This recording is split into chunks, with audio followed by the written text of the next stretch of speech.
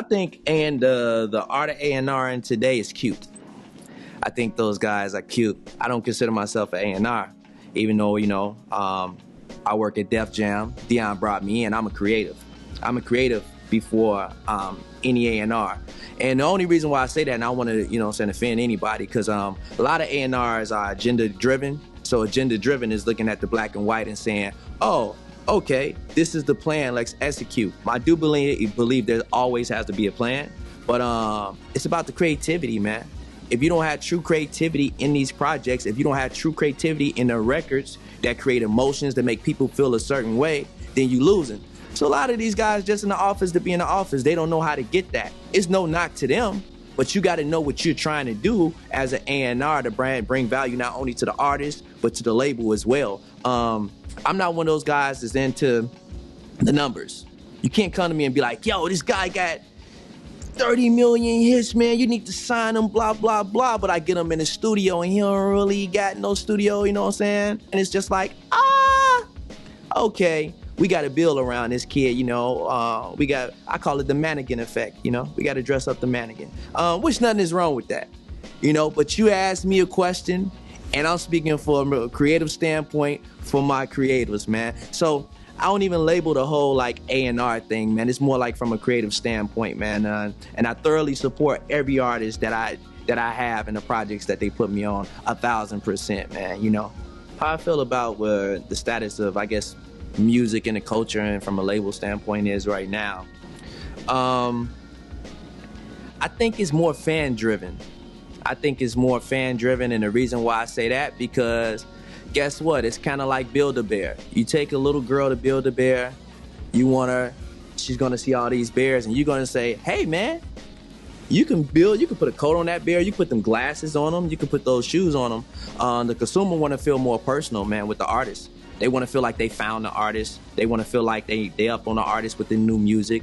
The consumer wanna feel like, yo, I am the artist. I feel like the artist. So I feel like, the music space has got more personal because people are discovering artists that we probably don't even know about. And then it comes across our radar because it may be a numbers game, or it may be somebody or a community talking about this one artist and they just blow up. Because guess what? You don't need a radio hit now to sell out any kind of major arenas, yes, but more mid-scale, lower market type, venues. You don't need it. And you go to the damn show, bro, and everybody knows every record, and you're looking around like, I don't know shit.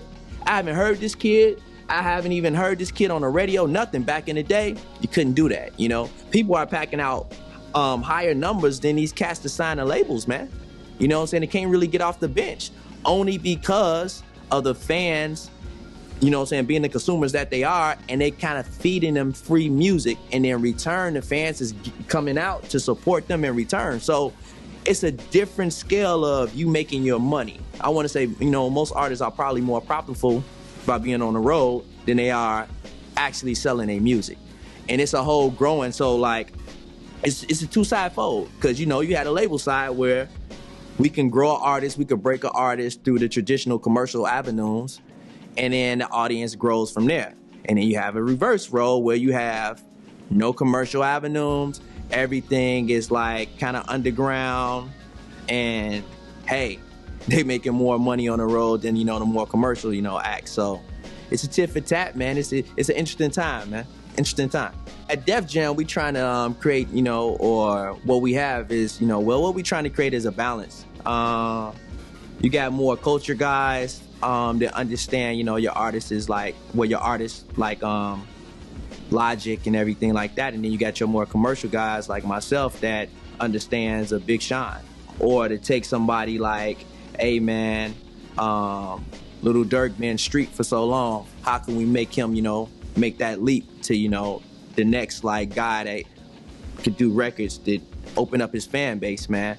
So we see both sides of the coins, and you kind of got to get under the hood to see what's under there to make it work.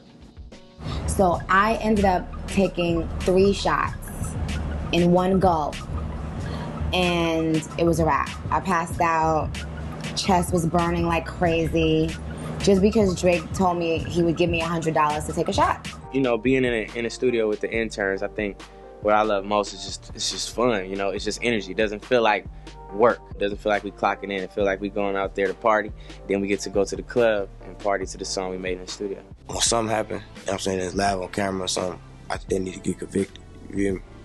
Like, you give them a slap on the wrist, catching the whole live body for nothing on the camera. You know what I'm saying? So when the police start going to jail for what they doing, I think the city will get better. So I'm like, yo, we finally get close and they gonna interlude us.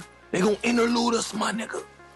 And Tuo was just like, bro, relax. You know what I'm saying? This is a great record, we'll see. And sure enough, you know, that remix with Chris Brown, and then they having their relationship issues, and then they come together on an Interns track written by The Dream.